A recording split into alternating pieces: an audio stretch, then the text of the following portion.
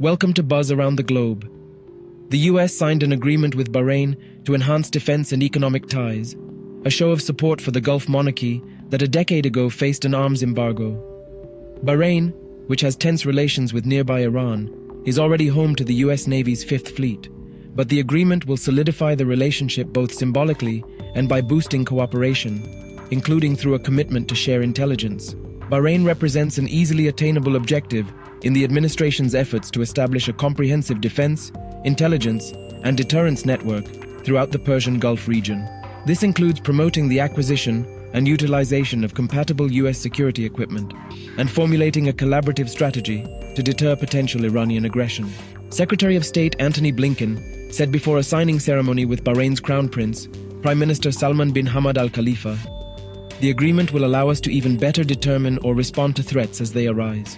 Dubbed the Comprehensive Security Integration and Prosperity Agreement, the deal will also promote scientific exchanges, investment opportunities, and work on renewable energy.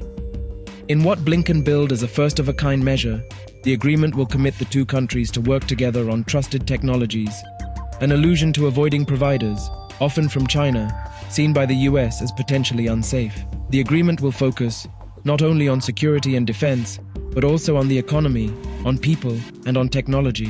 Bahrain came under criticism in 2011 when, backed by fellow Sunni kingdom Saudi Arabia, it crushed an uprising led by the Shiite community that demanded a constitutional monarchy and an elected prime minister.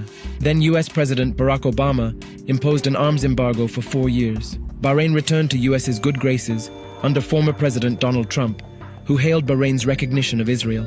In recent times, hundreds of individuals who had been imprisoned as a result of these events initiated a hunger strike in early August, demanding improved living conditions. The hunger strike was temporarily suspended on the eve of the Washington ceremony, as the government pledged to address some of their demands. Blinken said the US would raise with the kingdom the issue of human rights with a goal of ensuring that fundamental freedoms are protected, which contributes to Bahrain's progress. The Bahrain agreement is occurring at a time when the administration, initially cautious about involvement in the Middle East, has initiated a broader initiative to enhance its ties in the region, especially within the Persian Gulf.